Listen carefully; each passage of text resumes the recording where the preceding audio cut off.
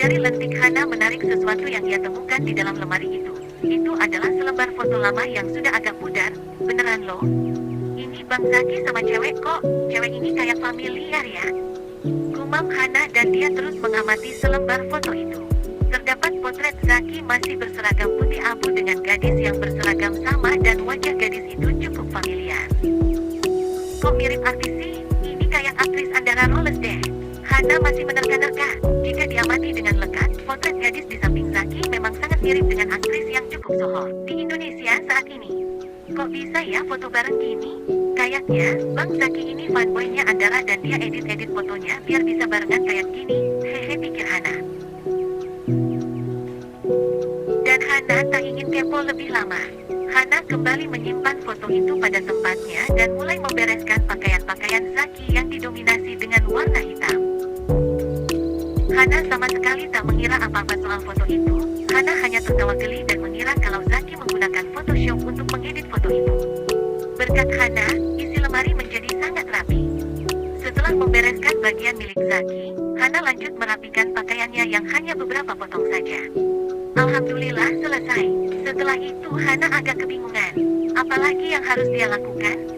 Sekitar 1 jam yang lalu dia baru saja dinikahi. Apa ini artinya malam ini akan jadi malam pengantin untuknya? Tapi abis ini ngapain lagi ya? Tapi kok Bang Zaki nggak nyamperin aku ke sini? Tadi dia malah minum, terus aku harus gimana? Kok jadi bingung gini sih? Hana kebingungan sendiri. Dia mondar-mandir di dalam kamar beberapa saat lalu kemudian mengintai dari balik tirai kamar. Dan mendapati Zaki sudah tertidur di sofa bed yang nyaman itu. Oh alah, Bang Zaki udah tidur ternyata. Tapi, apa perlu aku bangunin dia? Terus aku tidur di mana? Masa aku tidur di kamar sementara tuan rumah tidur di luar kamar? Beneran bikin bingung deh. Hana masih berkutat dengan kebingungannya sendiri. Setelah cukup puas bengong beberapa menit di ambang pintu kamar, akhirnya Hana memutuskan untuk menyelimuti Zaki dengan selimut yang ada di kamar. Hana menyelimutinya dengan hati-hati agar tak sampai membangunkannya. Beberapa saat Hana menatap wajah Zaki dan matanya tak bisa berdusta kalau Zaki adalah sosok yang tampan dan penuh pesona. Lalu Hana melirik ke arah botol bir yang ada di meja. Masih ada sekitar sepertiga isi yang tersisa.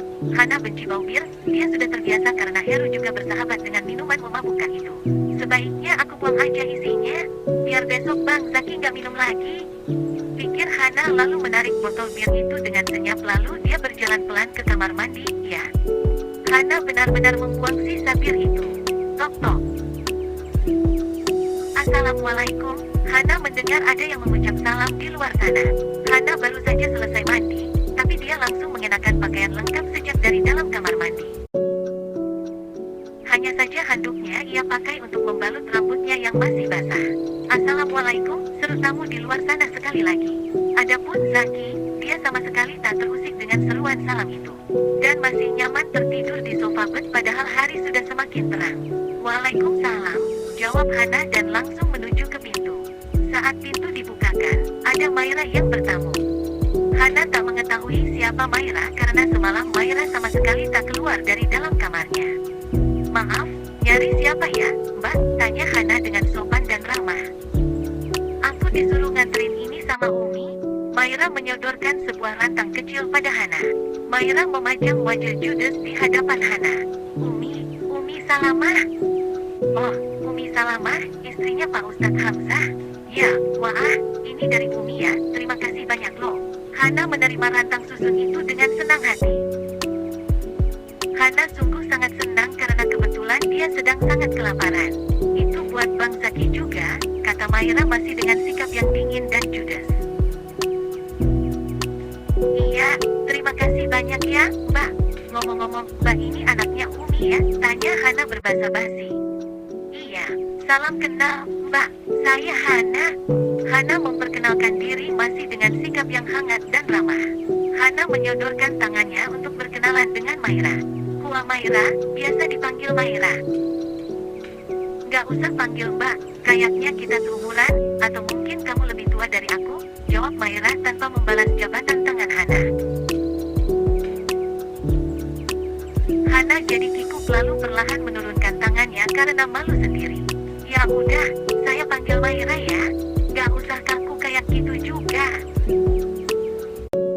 Sikap sungkan kamu membuat aku gak nyaman, protes Maira.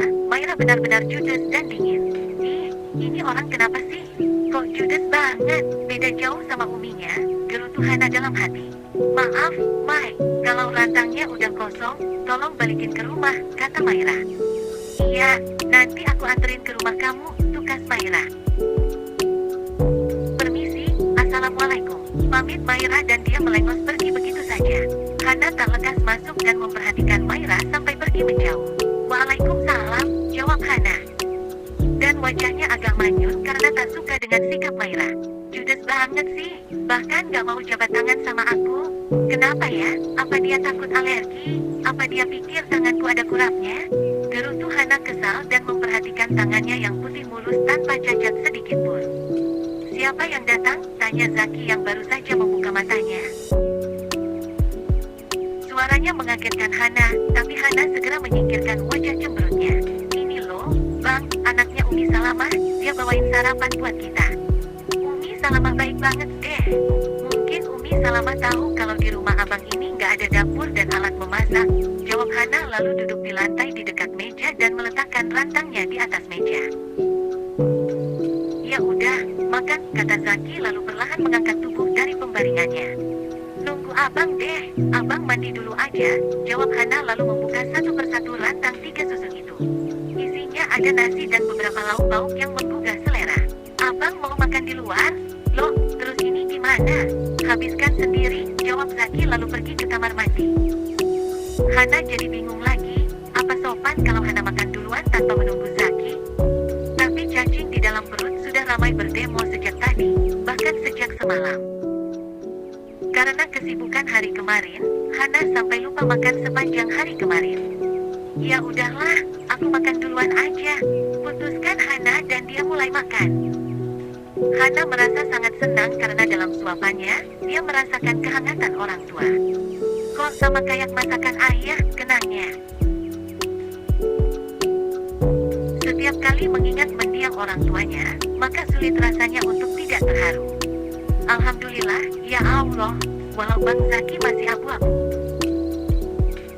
Tapi Umi Salamah dan Ustadz Hamzah bisa aku jadikan tempat mengadu, gumam Hana lalu melanjutkan suapan selanjutnya. Hana, seru Zaki dari dalam kamar mandi. Suaranya mudah terdengar karena kamar mandinya hanya berjarak 5 langkah saja dari tempatnya duduk. Iya, Bang, tolong ambilkan handuk, minta Zaki. Oh, abang simpan di mana handuknya? Di stand hanger dekat pintu. Hana mengedarkan matanya ke sekitar dan dengan mudah pula Hana menemukan stand hanger itu. Hana segera membawakannya dan tak tahu bagaimana cara menyerahkan handuk itu pada Zaki yang ada di kamar mandi. Ini handuknya, Bang. Aku udah di depan pintu. Seru Hana. Pintu kamar mandi terbuka tapi yang terjulur keluar hanyalah tangan Zaki. Tangan yang kokoh dengan urat-urat yang timbul menghiasi. Hana sampai menelan selaiva walau hanya melihat tangan Zaki saja. Duh, tangan Bang Zaki. Halal kok, halal. Mungkin gak dosa kalau aku berpikiran yang aneh-aneh, pikir Hana. Jika harus jujur, penampakan tangan Zaki sampai membuat aliran darah Hana bergeser kencang. Mana, tanya Zaki yang menunggu karena Hana tak kunjung menyerahkan handuknya. Oh iya, ini Bang. Hana memberikan handuk itu dan Zaki langsung menutup kembali pintu kamar mandinya. Hana kembali ke meja dan melanjutkan sarapan. Tapi otaknya sudah terkontaminasi dengan pikiran kotornya. Secara spontan, Hana sedang membayangkan kalau tangan Zaki membelai wajahnya. Membelai rambutnya, menyentuh kulitnya dan... Astagfirullah, kenapa sih? Kenapa Kok pikiranku to the point terus sih terhadap Bang Zaki? Protesnya lalu berusaha membuang pikiran-pikiran mesum itu. Dan hati Hana semakin berdebar-debar saat Zaki keluar dari dalam kamar mandi hanya dengan balutan handuk yang membalut separuh bagian tubuh atletisnya. Pundaknya yang lebar, dadanya yang bidang, perutnya yang berkotak-kotak. Astagfirullah, Hana malah nyebut lalu menutup matanya cepat-cepat. Hal ini masih terlalu tabu untuk menjadi nyata bagi Hana. Ini adalah pengalaman pertama Hana melihat yang seperti ini. Kenapa? Kayak baru lihat setan aja, protes Zaki merasa tersinggung dengan reaksi Hana yang ia anggap berlebihan. Maaf, Bang, soalnya nggak biasa, ucap Hana Hana dan segera menundukkan pandangannya. Lagaknya minta dihalalin, baru diliatin kayak gini aja udah kaget bibir Zaki lalu pergi ke dalam kamar. Hana jadi malu, kemudian salah tingkah. Suamiku emang ketus, agak galak, juga judes tapi dia ganteng banget, hehe. Gumam Hana iseng lalu ketawa ke diri sendiri menertawakan kondisinya saat ini. Zaki membuka lemarinya dan cukup takjub saat melihat betapa rapi isi lemarinya sekarang. Tak seperti biasanya. Selesai berpakaian, Zaki kembali bergabung duduk di ruang utama rumah kontrakan yang sempit itu. Abang mau kemana? Tanya Hana. Keluar. Ya keluar kemana? Kamu wajib tahu. Pertanyaan Zaki agak mengintimidasi, apalagi dibarengi dengan tatapan mata yang super tajam. Enggak kok, ada yang perlu kita sepakati soal pernikahan ini. Salah satunya privasi. Iya, Bang, jangan campuri privasi saya. Saya juga nggak akan mengusik kamu. Saya nggak akan membatasi kamu. Kamu mau rebahan di dalam kamar. Leha-leha di sini sambil nonton TV, terserah aja. Tapi jangan menuntut apa-apa ke saya. Jangan tanya kapan saya akan pulang dan jangan tanya saya mau kemana dan mau ngapain. Hana agak gentar. Sekilas Zaki jadi mirip seorang dosen killer yang sedang menasehati mahasiswinya. Iya, aku ngerti, Bang. Tapi bisa nggak abang nggak usah pakai sapaan? Saya kok kesannya formal banget.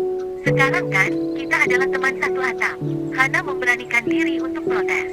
Hana hanya ingin menjalin hubungan yang lebih akrab saja karena bagaimanapun juga sekarang mereka adalah teman serumah.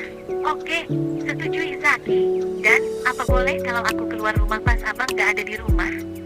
Misalnya, ke rumah Umi Salamah, atau ke warung buat beli sesuatu. Terserah, tapi abang nggak bisa mengawasi kamu 24 jam. Tanggung sendiri akibatnya kalau tiba-tiba ada orang suruhan ibu tiri kamu buat maksa kamu pulang. Jadi saran abang sih, kalau abang nggak ada di rumah, kamu jangan pergi jauh-jauh. Iya, aku ngerti bang. Mana nomor kamu? Tanya Zaki. Nomor telepon? Tanya Hana. Iya, kamu pikir nomor apa? Ketus Zaki lagi. Gak ada, bang. Handphoneku jatuh pas malam kejar-kejaran itu. Jadi sekarang aku lagi gak pegang handphone, jawab Hana. Ya udah. Abang mau berangkat sekarang? Gak sarapan dulu? Ini Umi ngasih banyak loh, cukup buat kita makan berdua. Simpan aja buat makan siang kamu nanti. Zaki bangun dari duduknya dan bersiap untuk pergi. Tanpa pamit lagi, Zaki langsung pergi begitu saja. Deru suara knalpot bising menguat membuat berisik di gang senggol itu. Semua orang sudah tahu itu suara motor Zaki. Dan siapapun akan minggir memberi jalan untuk pemuda 27 tahun itu. Kini Hana ditinggal sendiri di dalam rumah. Di dalam habitat barunya, walau jauh lebih sempit dari rumah masa kecilnya. Tapi Hana sangat yakin kalau kontrakan Zaki akan lebih nyaman dibanding rumah neraka itu. Zaki sudah hampir keluar gang, tapi dia bertemu dengan Maira di ujung gang. Maira sepertinya akan bersiap untuk pergi ke kampus. Seperti halnya Hana yang baru beberapa kali bertemu dengan Zaki. Maira pun selalu merasakan debaran hebat setiap kali bertemu Zaki. Tapi Zaki tak pernah tengok kanan kiri dan mengabaikan keberadaan Maira yang standby dengan senyum termanisnya.